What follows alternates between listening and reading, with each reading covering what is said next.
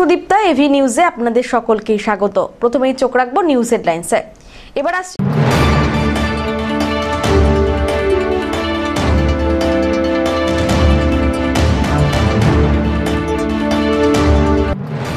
PF দপ্তরের উদাসীনতায় চা বাগান মালিকরা পিএফ এর টাকা জমা করছেন না। অভিযোগে গর্জে উঠল আইএনটিটিইউসির রাজ্য সভাপতি ঋতব্রত বন্দ্যোপাধ্যায়।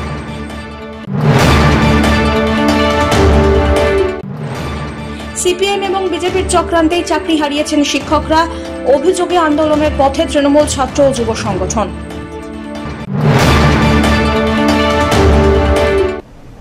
এবার আসছে বিস্তারিত সংবাদে।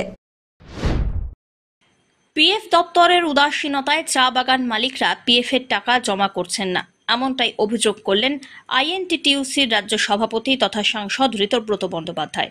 পাশাপাশি পিএফ অফিসে ঘুঘুর বাসা ভাঙতে হবে বলে কটাক্ষ করেন শ্রমমন্ত্রী মলয় ঘটক। জলপাইগুড়ি রাজবাড়ি পাড়া থেকে তৃণমূল চা বাগান মজদুর ইউনিয়নের সদস্যরা এক পদযাত্রা করেন এই দিন। সেখানে তৃণমূল নেতা এবং নেত্রীসহ সাংসদরা মিছিলে হাঁটলেন। সেখান থেকে দিনবাজার হয়ে পিএফ দপ্তরে আসেন তৃণমূলের রাজ্যসভার সাংসদ প্রকাশ চিকবরাইক, সামিরুল ইসলাম, আইএনটিটিইউসি জলপাইগুড়ি জেলা সভাপতি তপন দে, আলিপুরদুয়ারের আইএনটিটিইউসি জেলার বিনোদ মিঞ্চ সহ জলপাইগুড়ি তৃণমূলের সভাপতি মহুয়া গোপ এবং অন্যান্যরা। তৃণমূল কংগ্রেসের তৃণমূল চা বাগান মজদুর ইউনিয়নের পক্ষ থেকে 8 তারিখ থেকে 3 দিন ব্যাপী আলিপুরদুয়ার এবং জলপাইগুড়ি জেলায় চা বাগানে বাগান মিটিং করে তারপর পদযাত্রা নিয়ে জলপাইগুড়ি রিজিওনাল পিএফ অফিস ঘেরাওয়ে অংশ নেন শ্রমমন্ত্রী মলয় ঘটক, রাজ্যসভার 2 সাংসদ ঋতব্রত বন্দ্যোপাধ্যায় এবং প্রকাশ চিকবরাইক। আদিবাসী অনগ্রসর উন্নয়ন মন্ত্রী বলুচিক বরাইক সহ 2 জেলা নেতা নেত্রীরা উপস্থিত ছিলেন। পিএফ কমিশনারের কাছে স্মারকলিপি প্রদান করা হয় দাবি দাবা নিয়ে। এদিন আইএনটিটিইউসির রাজ্য সভাপতি ঋতব্রত বন্দ্যোপাধ্যায় অভিযোগ করে বলেন, কোটি কোটি টাকা পিএফ এর বকেয়া পড়ে আছে। কতটা সমাধান করতে পারবেন? বারবার আন্দোলনে আপনারা দেখুন, আন্দোলন চালিয়ে যেতেই হবে। আন্দোলন করলে তার ফলাফল যে পাওয়া যায়। অ্যান্ড্রিউলের বাগানে গভর্নমেন্ট অ্যাডমিট করেছিল আমাদের কোয়েশ্চেনে যে টাকা ওয়েজ বাকি রয়েছে। আজকে নকুলদা আমায় জানালেন একটা বড় অংশের টাকা ঢুকেছে। পিএফ এর ব্যাপারটা অত্যন্ত সিরিয়াস। পিএফ শুধু প্রশ্ন নয়, আমি পার্লামেন্টে একটা 0 আওয়ার শেষ সপ্তাহে করেছিলাম। সেই 0 আওয়ার শুধুমাত্র চা নয়, রাজ্যের শ্রমমন্ত্রী এখানে উপস্থিত রয়েছেন, রাজ্যের শ্রম দপ্তর রাজ্য সরকার লিখিতভাবে জানতে চাইছেন চায়ে কত পিএফ বাকি, জুটে কত পিএফ বাকি। ইন্ডাস্ট্রিয়াল এরিয়ায় অভিযোগ আসছে কন্ট্রাক্টররা পিএফ দিচ্ছেন না, পিএফ কত বাকি। পিএফ দপ্তর নিশ্চুপ, এটা তো রামসান যদু জিজ্ঞাসা করছে না। একটা ইলেকটেড স্টেট গভর্নমেন্ট তার শ্রম দপ্তর আনতে চাইছেন। আমি উল্লেখ করেছি 0 আওয়ারে 2023 ডেট ধরে 2023-এ কতগুলো চিঠি গেছে, 2024-এ কতগুলো চিঠি গেছে, 2025-এও চিঠি গেছে।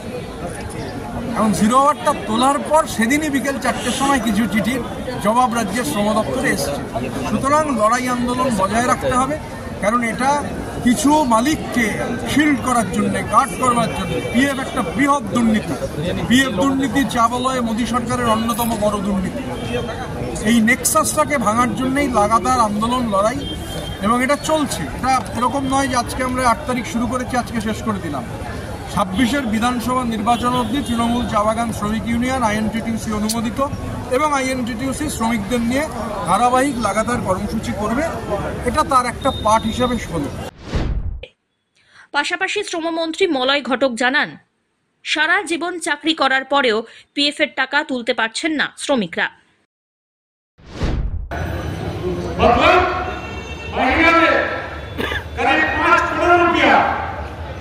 मजदूर भाइयों को रुपया 1.61% ये पीएफ कमिश्नर के हिसाब से जाता है। उसका तनख्वाह भी मजदूर भाइयों का तनख्वाह से काटा जाता है। इसको भी बहुत हम लोग को मानना होगा। आज चाय का जो नियम होता है प्रभाव है, ऑक्सीजन होता है, उस ऑक्सीजन में भी 1 रुपया लेके 3 और पैसा भरता था। हजारों करोड़ रुपया, उसका कोई हिसाब नहीं है। ये 1 रुपया करके उठा, ये हजारों करोड़ रुपया कहां गया, इसका हिसाब 3 वर्ष से मांगा होगा। मजदूर लोग ने क्या काम हुआ इस पैसे से, अभी तक तो कुछ नहीं हुआ। लेकिन इसका हिसाब देने का समय आ गया। हमने ये तो 0.61% पैसा आप लोग का पीएफ के लिए पीएफ कमिश्नर को रख देते हैं, इसके लिए भी हम लोग लड़ाई करेंगे। ये पैसा मजदूर के अकाउंट में जमा होना चाहिए और मजदूर को मिलना चाहिए। दिल्ली का सरकार का ऑफिस है और तनख्वाह देगा कौन? हरियाणा के मजदूर जो पसीना सर पर पसीना फेंकते पैसा कमाते हैं, उसका पैसा कम मिलता है 1.61% और पीएफ कमिश्नर पीएफ ऑफिस पैसा से चलता है। এদিন Jalpaiguri regional PF commissioner Pawan Kumar Bansal জানান তারা তাদের কাজ করে চলেছেন। डेपुटेशन में माननीय सांसद और एमएलए आए थे और उन्होंने पीएफ की कुछ समस्याओं पर बात की थी। जैसे उन्होंने कहा कि यहाँ कुछ गार्डन्स हैं जिनमें कि एम्प्लॉय शेयर काट लिया जाता है लेकिन जमा नहीं किया जाता, तो उनको अवगत कराया गया कि हाँ सर ये एक क्राइम है, it is a criminal breach of trust. और इसके लिए हमने पिछले 6 साल में करीब 33 एफआईआर की हैं। पिछले साल भी हमने करीब 6 एफआईआर की हैं, जैसे कि मथुरा टी स्टेट और आपका Haldibari T state, Jaipur T state, even Andrew yellow group के भी 3 चाय बागानों पर एफआईआर की गई है। अच्छा। और दूसरा मुद्दा उन्होंने बताया था जॉइंट डिक्लेरेशन या जो सदस्यों के किसी के नाम या डिटेल्स में करेक्शन है तो उसके लिए तो उनको अवगत कराया गया माननीय सांसद जी को, माननीय विधायक जी को कि सरकार ने अभी जो करेक्शन की प्रक्रिया है वो बहुत ही आसान कर दी है। वो करेक्शन की प्रक्रिया हमारी वेबसाइट पर उपलब्ध है, उससे संबंधित डॉक्यूमेंट्स लगाएं और कार्यालय में सबमिट करें और कार्यालय उसका तुरंत ही निराकरण करेगा।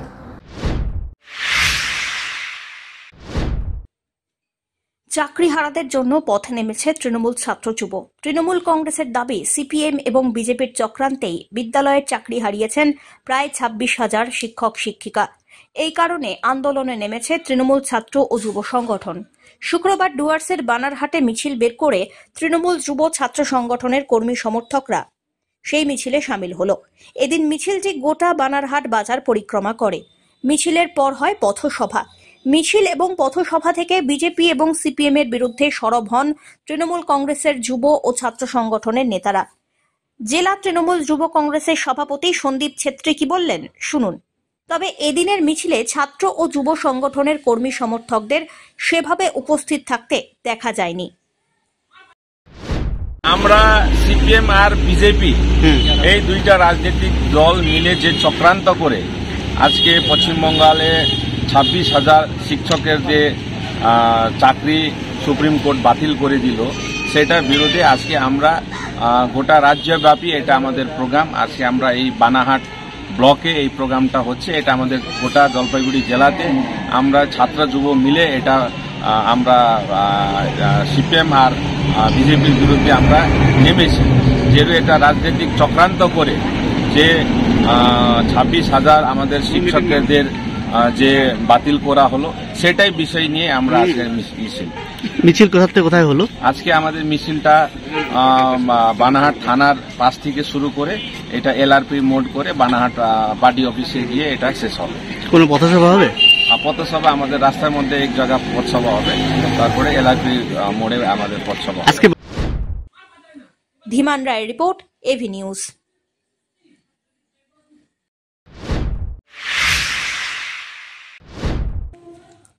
26,000 শিক্ষক শিক্ষিকার চাকরি বাতিল এবং জীবনদায়ী ওষুধের মূল্য বৃদ্ধির বিরুদ্ধে তৃণমূল প্রতিবাদ মিছিলে সামিল হল। শুক্রবার রাজগঞ্জে যুব তৃণমূল কংগ্রেসের পক্ষ থেকে প্রতিবাদ মিছিল অনুষ্ঠিত হয়। 26,000 শিক্ষকের চাকরি বাতিল এবং জীবনদায়ী ওষুধের ক্রমবর্ধমান মূল্য বৃদ্ধির প্রতিবাদে এই মিছিল সংগঠিত হয়। মিছিলটি শুরু হয় রাজগঞ্জের ফাটাপুকুর তৃণমূলের দলীয় কার্যালয় থেকে, যা শেষ হয় রাজগঞ্জের পোস্ট অফিস মোড় পর্যন্ত। মিছিলে পা মেলালেন রাজগঞ্জের বিধায়ক তথা তৃণমূল কংগ্রেসের জলপাইগুড়ি জেলার চেয়ারম্যান খগেশ্বর রায়, ব্লক সভাপতি অরিন্দম বন্দ্যোপাধ্যায়, যুব তৃণমূল কংগ্রেসের ব্লক সভাপতি তুষার দত্ত, রূপালী দে সরকার সহ কয়েকশো কর্মী। এ বিষয়ে তুষারকান্তি দত্ত জানিয়েছেন, সিপিএম এবং বিজেপির চক্রান্ত ছিল, তাই 26,000 শিক্ষকের চাকরি বাতিল হয়েছে। বিজেপি সরকার ওষুধ এবং গ্যাসের মূল্য বৃদ্ধি করছে, যেই কারণে এই প্রতিবাদ মিছিল। যে কেন্দ্রের বিজেপি সরকার এবং সুপ্রিম কোর্টের একটা গোপন আতাতের ফলে প্রায় 26,000-এর চাকরি ভবিষ্যতের মুখে, তার প্রতিবাদে আমাদের দলীয় নির্দেশে সারা পশ্চিমবঙ্গের প্রতিটি ব্লকে আজকে প্রতিবাদ মিছিলে সামিল হয়েছে। তারই অঙ্গ হিসাবে আমরা রাজগঞ্জ ব্লক তৃণমূল ছাত্র যুব মিলে এই ফাটাপুকুর পার্টি অফিস থেকে আমাদের রাজগঞ্জ পোস্ট অফিস মোড় পর্যন্ত এক প্রতিবাদ মিছিলে আমরা আয়োজন করেছি। এছাড়াও আপনারা জানেন যে গত 4ই এপ্রিল এবং 5ই এপ্রিল যে 1 এপ্রিল থেকে প্রায় 748 রকমের ঔষধ যে 15 থেকে 20% মূল্য বৃদ্ধি হয়েছে, ইতিমধ্যে 4 তারিখ 5 তারিখ আমরা প্রতিবাদ মিছিল করেছি। আমাদের তৃণমূল নেত্রীর নির্দেশে তৃণমূল কংগ্রেসের প্রতিটি শাখা সংগঠনের পক্ষ থেকে অনবরত কেন্দ্র সরকারের বিরুদ্ধে এই প্রতিবাদ মিছিলে আমরা সবসময় প্রতিবাদ করব। এটা পুরোপুরি বিজেপি এবং সিপিএমের চক্রান্তে সুপ্রিম কোর্টের দ্বারা এটা করেছে, কিন্তু আমরা এর বিরুদ্ধে প্রতিবাদ করব এবং যারা চাকরি গেছে আশা করি খুব শীঘ্রই তারা পুনরায় আবার তাদের নিজ নিজ জায়গায় ফিরে আসবে। রাজগঞ্জ থেকে সুস্মিতা চন্দ্রের রিপোর্ট।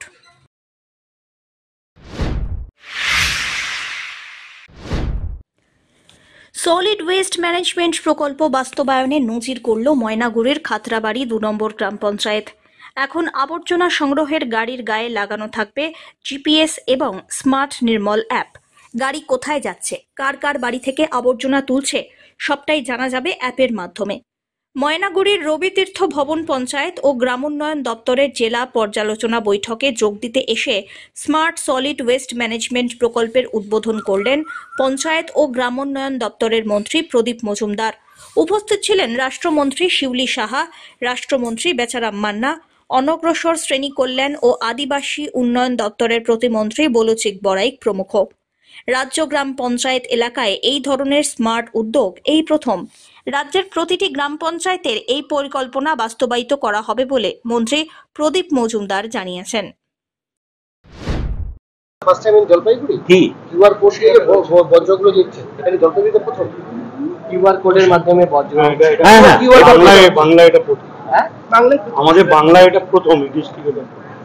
অন্য কোথাও এই এত মানে অ্যাগ্রেসিভলি কেউ করেনি আমাদের। হ্যাঁ, এখানেই প্রথম এবং এখন আমরা অন্য জেলাতেও এটা ছড়িয়ে দিচ্ছি, বিশেষ করে দক্ষিণবঙ্গে দেখেছেন তো এই যে না পাইলট না, এটা সবচেয়ে ভালো কাজ করবে, তার মডেলটা অন্য জেলায়। আরেকটা বিষয় যেটা বাংলার বাড়ি নিয়ে যেটা বলছি, পিনাকি শিলের রিপোর্ট, এভি নিউজ।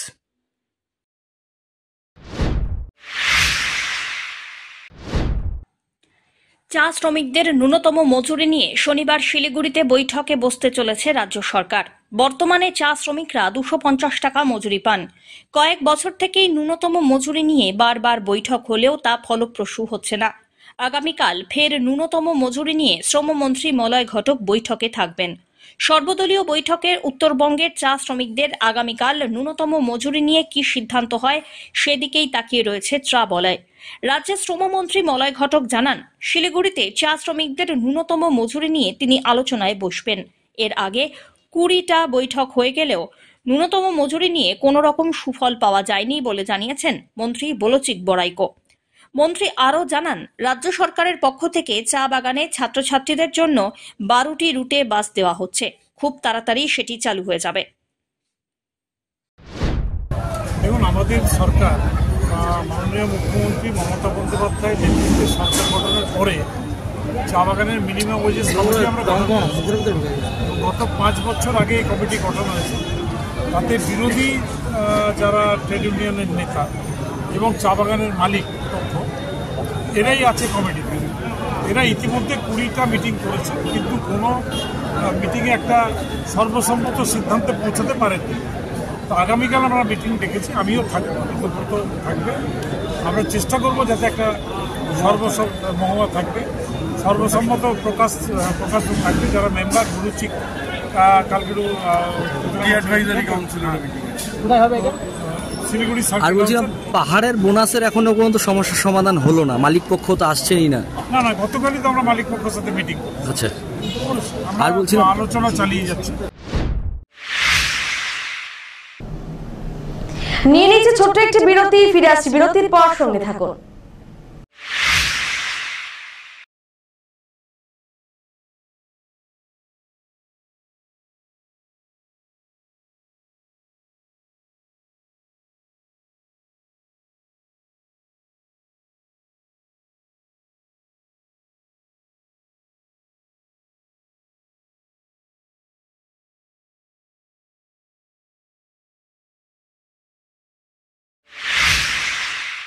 এখন বিশেষজ্ঞ চিকিৎসকেরা নিয়মিত বসছেন লাইফলাইন উকিলপাড়া জলপাইগুড়িতে।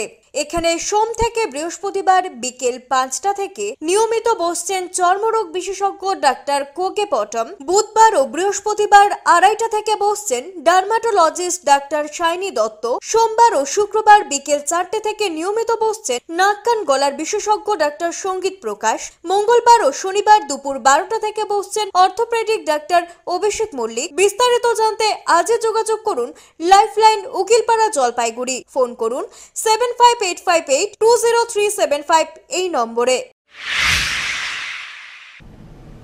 ফিরে এলাম বিরতির পর। কোচবিহারের মদনমোহন মন্দিরে পুজো দিলেন পঞ্চায়েত ও গ্রামোন্নয়ন দপ্তরের মন্ত্রী প্রদীপ মজুমদার। সঙ্গে ছিলেন আরও 2 মন্ত্রী বেচারাম মান্না এবং শিউলি সাহা। জানা গিয়েছে, শুক্রবার কোচবিহার আলিপুরদুয়ারের জেলা পঞ্চায়েতের কাজকর্ম খতিয়ে দেখতে এদিন কোচবিহারে বৈঠক হয় তাঁদের। সেই বৈঠক শুরুর আগে সকালবেলায় কোচবিহারের মদনমোহন মন্দিরে তাঁরা পুজো দেন। আমাদের গ্রামোন্নয়ন দপ্তরের তত্ত্বাবধানে যেসব প্রকল্পের রূপায়ণ হয় সেইগুলোর পর্যালোচনা করার জন্য আমাদের মূলত আসা। তো কোচবিহার শহরে এসেছি, মদনমোহনের আশীর্বাদ না নিয়ে আমরা কি করে এখানে মিটিং শুরু করব। সেই জন্যে আমার সঙ্গে আমার সহকর্মী 2 মাননীয় মন্ত্রী শ্রী বেচারাম মান্না এবং শ্রীমতী শিবলি সাহা, আমরা 3 জনই এসেছি। আমাদের সচিব এবং বরিষ্ঠ আধিকারিকরাও এই জন্য এসছেন। আমরা সবাই এসেছিলাম আগে মদনমোহনজির আশীর্বাদ নেওয়ার জন্য। সেই জন্যই মন্দিরে আসা। এখন আমরা পর্যালোচনা মিটিংয়ে যাব। সব্যসাচী মজুমদারের রিপোর্ট, এভি নিউজ।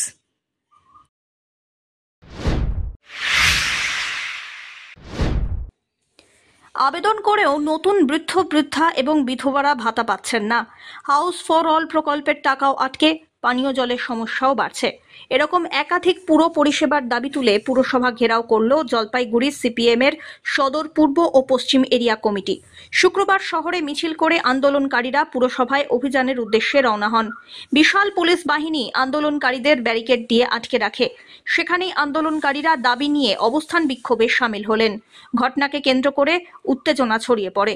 পুরসভার প্রবেশের দাবি তুলে সাময়িক সময়ের জন্য রাস্তা অবরোধে সামিল হন তারা। এরপরে বিক্ষোভ অবস্থানের পর কমিটির তরফ থেকে প্রতিনিধিমূলক নেতাকর্মীরা পুর কর্তৃপক্ষকে বিভিন্ন দাবি দাওয়া তুলে ধরেন স্মারকলিপির মধ্যে দিয়ে। কমিটির দাবি, দ্রুতই অমৃত প্রকল্পের মাধ্যমে বাড়ি বাড়ি বিনা পয়সায় পানীয় জলের পরিষেবা দিতে হবে। কেউ 5 বছর, আবার কেউ 7 বছর ধরে বৃদ্ধ এবং বিধবা ভাতার আবেদন করে যাচ্ছেন, কিন্তু কিছুই ভাতা চালু হয়নি। তাই দ্রুত ভাতা দেওয়া হোক। হাউস ফর অল প্রকল্পের ঘর বানানোর টাকা নিয়েও টালবাহানা করা হচ্ছে। সঠিক সময়ে দ্রুত ঘর তৈরি, সব ধাপের টাকা প্রদান করতে হবে। এছাড়াও শহরের বেহাল রাস্তা সংস্কার, বিভিন্ন দাবি তুলে আন্দোলন, এমনটাই জানিয়েছেন সদর পূর্ব এরিয়া কমিটির সম্পাদক দেবরাজ বর্মন। সাধারণ মানুষের যে পৌর পরিষেবা দীর্ঘদিন ধরে পাচ্ছেন না, এবং পৌরসভা যেসব পরিষেবার সঙ্গে যুক্ত, বার্ধক্য ভাতা, বিধবা ভাতা, আবাস যোজনার টাকা, অমৃত প্রকল্প, যে দীর্ঘদিন 3-4 বছরের উপরে হয়ে গেল সেই রাস্তা খোঁড়া হয়েছে, রাস্তা ঠিক করা হয় না, পাইপ বসেছে, সেই পাইপে হয়তো এরপরে কি সবকিছু চলে গেল পাইপের ভিতর দিয়ে, কিন্তু এখনো জল পেল না, খাওয়ার জল পেল না সাধারণ মানুষ। এই ব্যাপারগুলো দীর্ঘদিন ধরে অমৃত প্রকল্পের জল কিন্তু জলপাইগুড়িবাসী পাচ্ছে না, বার্ধক্য ভাতা পাচ্ছে না। তার সঙ্গে রাস্তাঘাটের যা বেহাল দশা, আলাদা করে বলার নেই। আপনারা সবাই জানেন যে অনেক রাস্তা, জলপাইগুড়ির বুকে প্রচুর রাস্তা আছে যেখানে টোটো ঢুকতে চায় না, কারণ ঢুকলে সেখানে টোটোটা নষ্ট হয়ে যাবে। এরকম প্রচুর রাস্তা আছে, অন্ধকার, অ্যাক্সিডেন্ট হচ্ছে। এই ব্যাপারগুলো নিয়ে কথা বলা হলো, চিহ্নিত করে দেওয়া হলো এই জায়গায় এই মানুষরা এগুলো পাচ্ছে না, এই রাস্তাগুলো খারাপ। দীর্ঘদিনের জলপাইগুড়ির সমস্যা, এই যে জল 2 দিন বৃষ্টি হবে, 15 মিনিট 20 মিনিট বৃষ্টি হওয়ার পরে বিভিন্ন রাস্তায় জল উঠে যায়, কদমতলায় অবধি জল উঠে যায়, 3 নম্বর গুমটিতে জল উঠে যায়। তো এই যে জলপাইগুড়ি মানুষের জলের সমস্যা, বর্ষাকাল আসলে প্রত্যেক সপ্তাহে 4-5 দিন করে জল উঠে থাকে। এই সমস্যাগুলো নিয়ে ওনাদের সাথে কথা হলো, এবং অবিলম্বে এই ব্যবস্থাগুলো যদি না নেওয়া হয় তাহলে কিন্তু জলপাইগুড়িবাসী নিজের অধিকার আদায় কিভাবে করে নিতে হয় সেটা কিন্তু ভালো মতো জানে। আমরা মানুষের সমর্থন নিয়ে মানুষের দাবি আদায়ের জন্য কিন্তু বৃহত্তর আন্দোলনে যেতে বাধ্য হব যদি এই পরিষেবাগুলো, এই দাবিগুলো ঠিকমতো আদায় আমাদের না হয়। এদিকে ভাতা না পেয়ে অত্যন্ত সমস্যার মধ্যে রয়েছেন বয়স্করা, এমনটাই অভিযোগ। কি পাচ্ছেন না কাউন্সিলরকে জানাচ্ছেন জানাচ্ছেন 1.5 বছর হলো কাউন্সিলরকে জানাচ্ছেন কত কাগজপত্র জমা দিছি এখানেও জমা দিছি ব্যাংকেও জমা দিছি পুরসভায় জমা দিছিলেন পৌরসভা 3 বার জমা দিছি এখন পাচ্ছেন না এই যে 15 দিন আগে 15 দিন না শুক্রবারে জমা দিয়ে গেছি কি অসুবিধা কি হচ্ছে এখন শুক্রবারে জমা দিয়ে গেছে অসুবিধা কি হচ্ছে এখন পাইনি পয়সা ওনারা বললে মঙ্গলবার বুধবারে আপনারা ব্যাংকে দেখা করে আসুন ঢুকে নাই পয়সা কোন ওয়ার্ডে বাড়ি আপনাদের 2 নম্বর ওয়ার্ড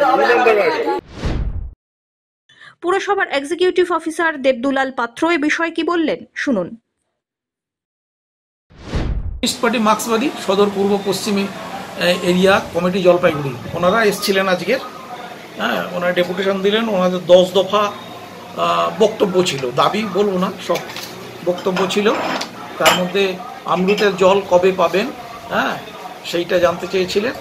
আমি পুরো অমৃতের বিষয়টা ওনাদের বুঝিয়ে বলেছি এবং বলে দিয়েছি যে নিশ্চয়ই পেয়ে যাবেন, 1 মাস 1.5 মাসের মধ্যে আশা করছি আপনারা পেয়ে যাবেন। আর বার্ধক্য ভাতা বিধবা ভাতা আমি ওনাদের সিনারিওটা বললাম যে কি কারণে কিছু বার্ধক্য ভাতা বিধবা ভাতা মানে আগে পেত এখন পাচ্ছে না, সেটা নিয়ে ডিপার্টমেন্টের সঙ্গে আলোচনা হয়েছে, হ্যাঁ, এবং আমরা সেইগুলো ইন্সপেকশন করে ওদের সমস্ত ডকুমেন্ট নিয়ে আমরা ডিপার্টমেন্টে আপলোড করে দিচ্ছি ডিপার্টমেন্টের পোর্টালে। আর বিহার রাস্তার সমস্যা নিয়ে বলবো। আচ্ছা, রাস্তার সংস্কার নিয়ে ওনারা বললেন যে কয়েকটা ওয়ার্ড ছাড়া বাকি সব ওয়ার্ডের রাস্তা খারাপ, হ্যাঁ, কিন্তু আমরা সহমত পোষণ করতে পারিনি এই বক্তব্যের সঙ্গে, কারণ আমরাও ওয়ার্ডে ওয়ার্ডে ঘুরি, হ্যাঁ, নিশ্চয়ই কিছু রাস্তা খারাপ আছে, সেগুলো আমাদের অবশ্যই দেখতে হবে এবং আমরা দেখব, হ্যাঁ, ওটা নিয়ে কোনো চিন্তা নেই। কারণ এই মিউনিসিপ্যালিটি তো আমাদের সবারই, হ্যাঁ, লোকে বদনাম করলে আমাদেরই বদনাম হয়, মিউনিসিপ্যালিটির বদনাম হয়, সেটা তো আমরা চাই না যে কোনো একটা ওয়ার্ডকে ঠিকঠাক রাখবো বাকি ওয়ার্ডগুলোকে ঠিক রাখবো না, এটা ঠিক না। আমরা দেখবো ওনারা যেগুলো বলে গেছেন। ঘরের টাকা বিষয়টা বললো হাউস ফর অল, হ্যাঁ, হাউস ফর অলের বিষয়টা ওনারা সেভাবে বলেননি, ভুলে টুলে গেছেন বোধহয়।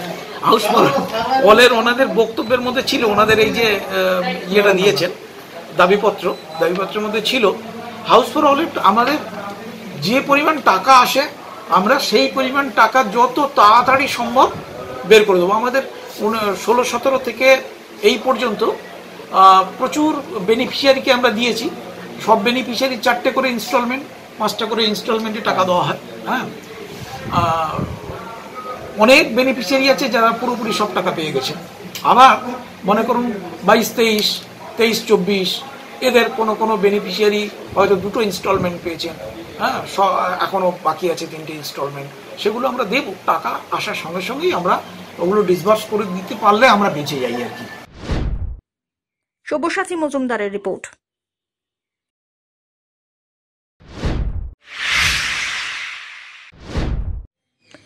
শ্রম কোড বাতিল সহ একাধিক দাবি নিয়ে জেলা শাসকের কাছে স্মারকলিপি প্রদান করল সিআইটিইউ।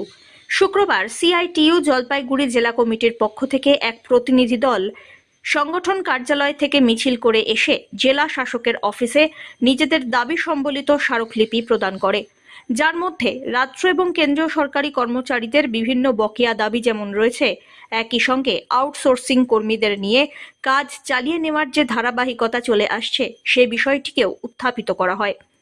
এ প্রসঙ্গে সিআইটিইউ নেতৃত্ব কান্তি রাহা বলেন, তারা যে দপ্তরগুলির বিষয়ে জেলা শাসককে অবগত করে এসেছেন সেগুলি নিয়ে বিস্তারিত আলোচনা হবে।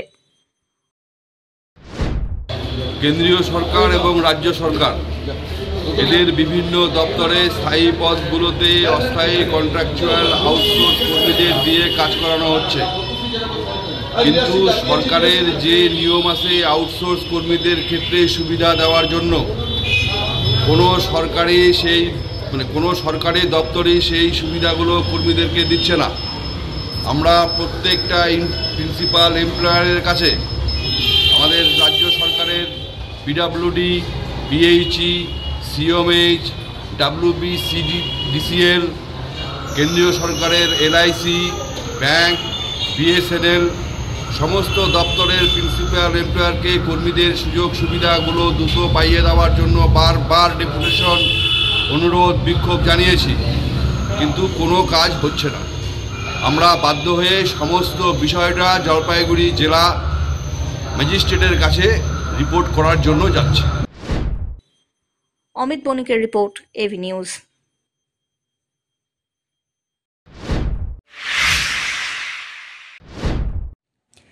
ভারত সেবাশ্রম সংঘর ৪৯তম বার্ষিক উৎসবের আয়োজন করা হলো। ৩ দিন ব্যাপী চলবে এই অনুষ্ঠান, চলছে তারই আয়োজন। আগামী ১৮, ১৯ এবং ২০ এপ্রিল অনুষ্ঠানের সূচনা হচ্ছে।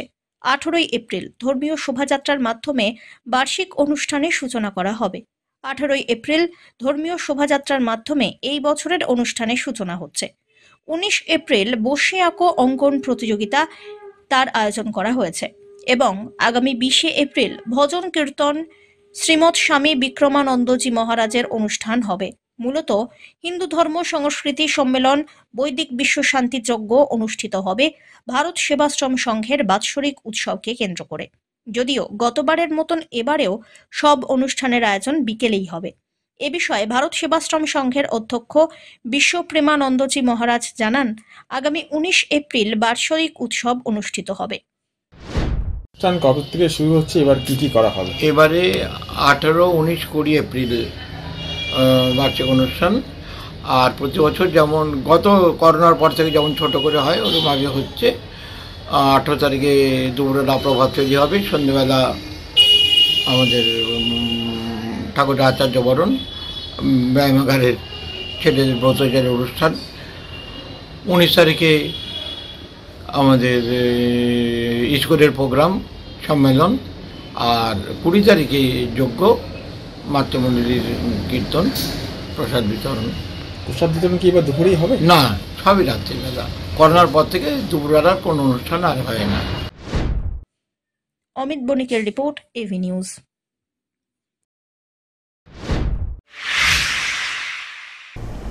শেষ করবার আগে নিউজ হেডলাইন্স আরো একবার।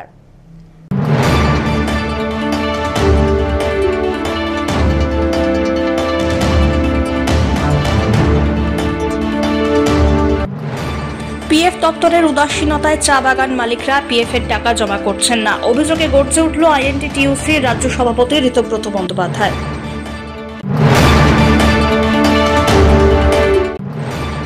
সিপিএম এবং বিজেপির চক্রান্তেই চাকরি হারিয়েছেন শিক্ষকরা, অভিযোগে আন্দোলনের পথে তৃণমূল ছাত্র ও যুব সংগঠন।